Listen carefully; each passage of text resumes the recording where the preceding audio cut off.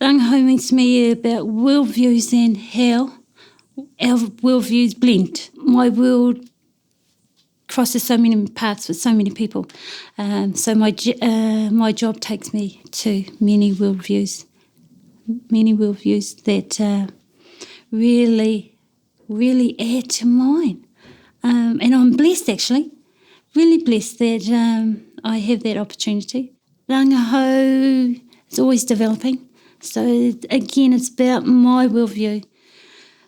Develop those, embrace new whakaaro, validate what I already know, and support and te aki all those who are on that journey too.